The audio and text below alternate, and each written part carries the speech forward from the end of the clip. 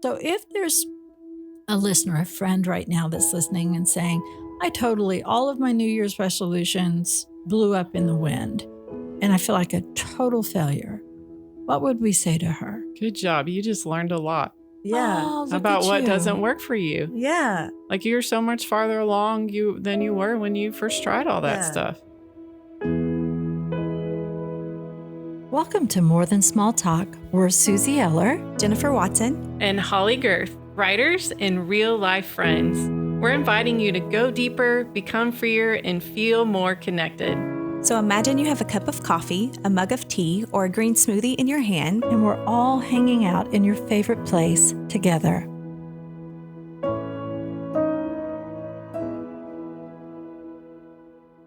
We are already in February. I cannot believe it. So we wanted to talk about New Year's resolutions. And this is actually not belated because we're going to talk about why some of our New Year's resolutions don't make it to February. Yeah. I can't remember the exact stats, but it's a low percentage. Yeah. So this came up when we were talking. It was funny because I said, I want to do an episode on time blocking. And Susie said, time blocking is not sexy. I did say that. And I said, it is to me. But that's kind of the whole point, is that if we make goals or resolutions or whatever it is that don't fit who we are, that we can't get excited about, that they're probably not going to make it very long. Yeah. So we thought, when some of us may have done that in January and are thinking, did I feel? No, you just haven't found the right fit yet. So Yes. That's what we're talking about today. Yeah. So the episode is called Why Your New Year's Resolution Didn't Make It to February. So how are your New Year's resolutions going? So I love Facebook Marketplace. And I was like, I want a Pilates board, and this one was a good deal. And so I talk with the person, and so I set it up, and I did some stretchy things on it. But the other day I knew that probably needed this talk from Holly because I set it up on my bed, and it was basically a tray for snacks in my laptop. And so I was like, okay, this is the real me. I'm both of these things. I want to be doing more Pilates. I've got the equipment, but it makes a really good snack tray and laptop stand as well on your That's bed. hilarious. I like it. Repurposing. Yeah, true story. Yes, This is who I am. Yeah. It's so funny because I didn't even make resolutions this year.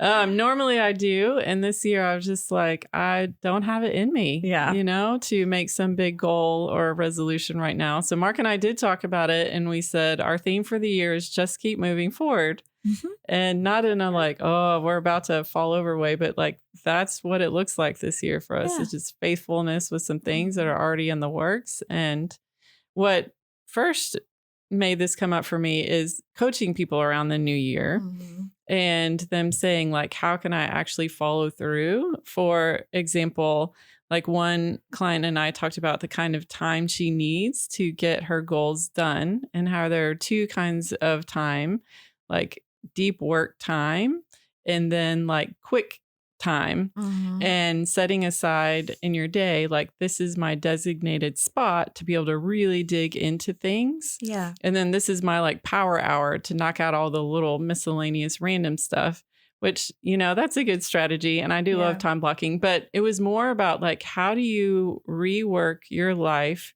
to better fit the way you're wired? Yeah. I used to not be a morning person at all. And I would resolve to get up every morning at 5:30 and work out for an hour. And, I've become more of a morning person. But back then, I put chocolate on my alarm clock and ate it and went back to bed. That's where I was.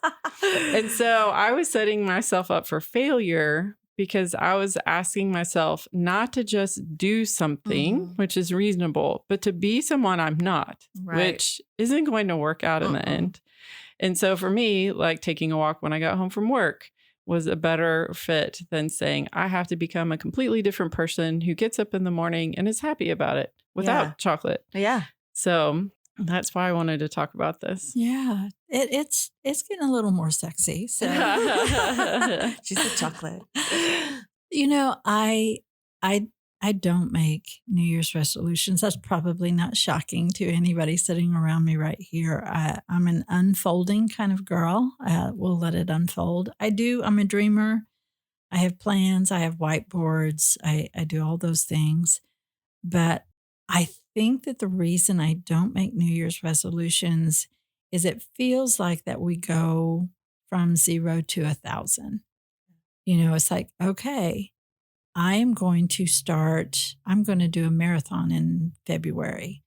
And no, you're not. Or maybe you are. Maybe you will. There are people who will do that. But I personally know I will not do a marathon in February if I make that decision January 1st.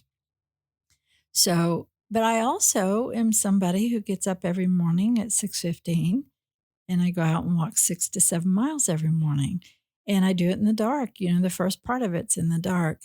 And I'm doing it with friends. And so in that sense, I know that I'm going to show up for myself, but I also don't want to set up expectations that are going to make me feel like I completely fell on my face. Yeah.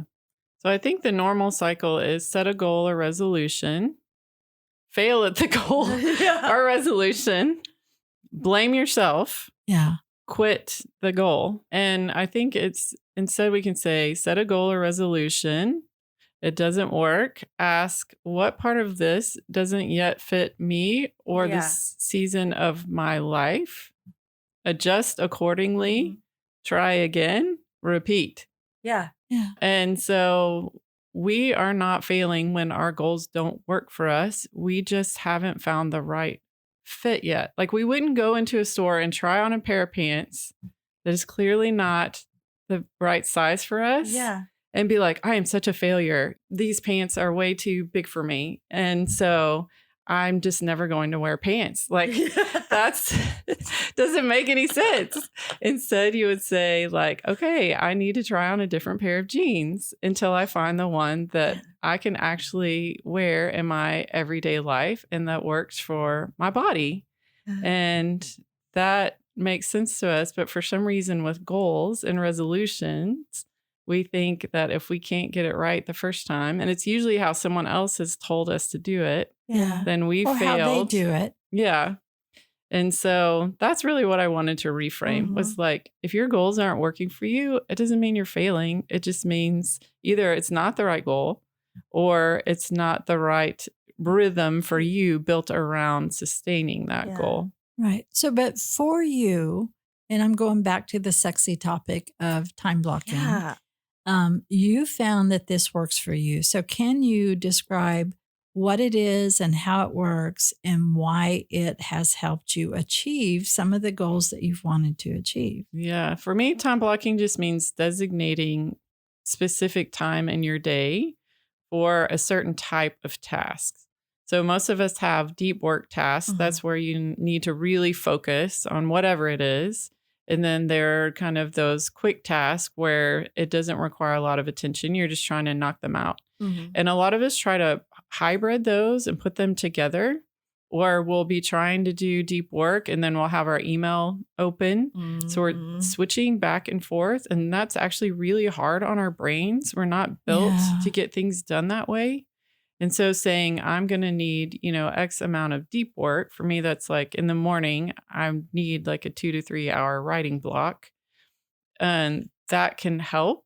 And then saying, I'm going to designate time later for all the random stuff that is likely to interrupt that. Like Gretchen Rubin calls it a power hour, where you just keep a list and you knock out as many as you can in that amount of time.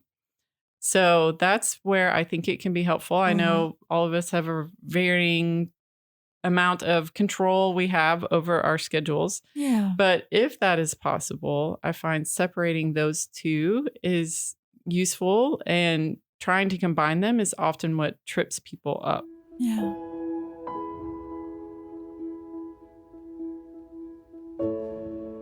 Hey, friend, we hope you're enjoying this conversation. If you're thinking, I would like a little more clarity and direction in my life this year, then I would love to invite you to check out my online course, Find Your Purpose in This Season. It is not about overwhelming goals, although I do believe it will help you move toward them.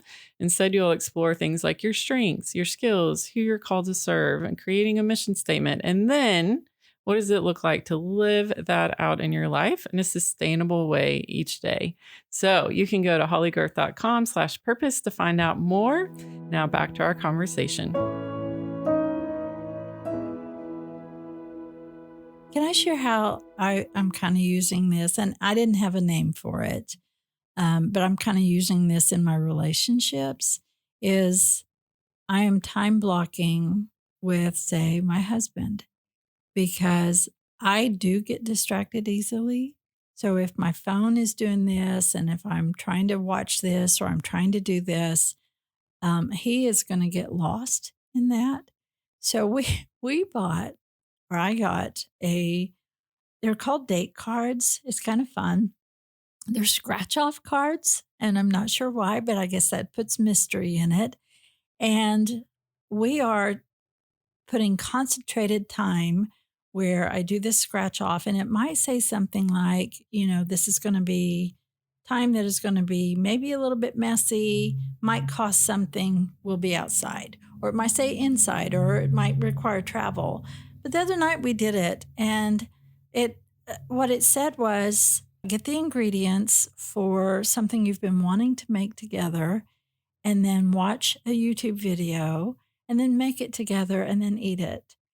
It was so fun. Yeah, and fun. We literally Yeah. shut down everything else around us and just took a couple of hours. So we were time blocking in our relationship where we could shut down everything else, just focus on each other and see what we could make together. And I think that maybe distraction is what gets in the way, because we started with, New Year's resolutions, but maybe that resolution is that I want to go deeper in my relationship with the people I really love. So being able to look at what distracts you and create concentrated time for that. And it doesn't have to be a whole day.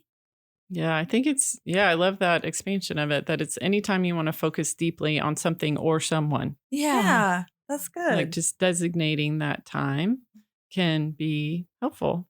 Okay. So, and understanding that the way I'm wired is distractible. So if I feel like that I can give Richard 100%, but still have the whole world wrapping around me, I'm setting myself up for failure. Yeah. No, I think that's good, because I'm very easily distracted. It's called adult ADD, but that is a thing for me. But it taps into my creativity. There's so many good things about it, but I'm so easily distracted. Also, time blocking and kind of making a list helps. So there's different things that I do to kind of time hack my life, just because I can completely lose track of time. Time blindness is a thing. I don't know why, but just having these things that you just go, work with yourself, not against yourself, and don't just find things that work for you.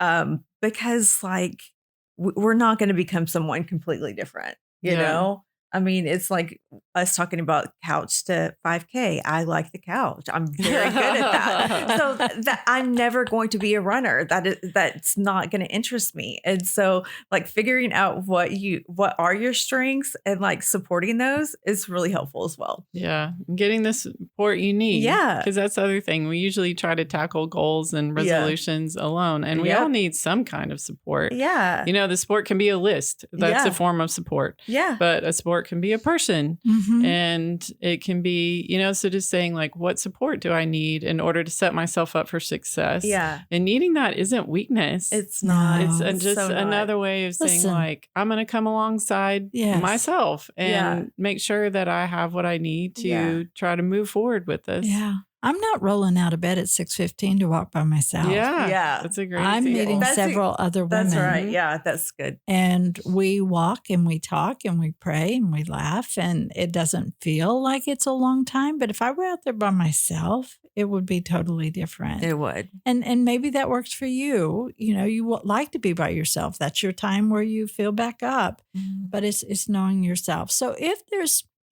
a listener, a friend right now that's listening and saying, all of my New Year's resolutions blew up in the wind, and I feel like a total failure, what would we say to her? Good job. You just learned a lot Yeah. Oh, look about at what you. doesn't work for you. Yeah. Like you're so much farther along than you were when you first tried all that Yeah. stuff. Yeah. So now just pause and say, okay, Mhm. what didn't work for me Yeah. and what might work instead? And try that for a week and say, okay, what did I learn? What worked for me? If something didn't, what will I do instead? Mhm. Or maybe what other support do I need? But just Yeah. say like, you didn't fail, you learned. Yeah. And great. that's valuable. Yeah. That is That's valuable. how we, Yeah. and we do this naturally with kids. Like kids Mhm. never get anything right the first time. Mm-mm. We're not just like, all right, kid, make a New Year's resolution to ride your bike around the block like Yeah. by January 5th. And Yeah. we're like, this is a process. Like moving Yeah. toward anything in our lives is a process. Yeah. And that is okay. That's Mhm. human and it helps us grow. Yeah. And that is not failure. That is just moving forward. Mhm. Yeah. I think I would say that look at those goals one more time. Mhm. And now that you have learned, as Holly has said, what's more realistic? Mhm. And why? Why do you want to do that? Really look at the why. Yeah. And then take baby steps forward and cheer yourself on. When Mhm. I'm coaching writers, one of the things that's really important to me is that when they do something that's a step forward, instead of having their eye on the finish line, we're going to stop right then and we're going to celebrate what they just Mhm. did. Yeah. Fully accept it before we're trying to do a PR and go forward. Let's just go ahead and say, man, I just did that. That was awesome. How Mhm. exciting is that? And to really celebrate it and then take the next step. Yeah, that's really good. I used to make really long lists. Now I have a top 3. If someone's like, what do we want to eat tonight? I'm like, give me 3 choices. I say that all the time. I give my girls like, I'm gonna give them 3 choices because like I want to do so many things. I'm a creative. But when I make like realistic goals for myself and do a top 3, like that's not intimidating for me. It doesn't overwhelm me. So I'm just, I guess, being realistic about your goals and kind of breaking it down is the way that I would just say it works for me, and it might work for other people as well. Yeah. And changing a goal or releasing a goal or changing the way you're doing it is not quitting. Yeah. Like that's another myth. Like if you stop the goal or you change the way you were doing it, you're quitting. That's adapting. Yeah, we talked about that in depth in one of our past episodes. That was very enlightening, Holly. Yeah. Yeah. So that too, like if you come to a place where you either release a goal that you've intentionally thought about releasing, or you change the Yeah. goal in a way to make it fit better for you, like that is success. It is. Yeah. And that is still moving forward. And so it is okay. We live in a culture that's just like, grit your teeth. You committed to it. You got to follow through. But deciding that there's a different way to get there is not quitting or Yeah. failure. Like if you're going down a road and suddenly there's road construction that lets you Yeah. not go down that road anymore, saying, I'm going to take a right turn and try a different way. Yeah. That's adaptive. That's Yeah. wise. Yes. And so I think That's being good. gentle with ourselves and letting that happen too.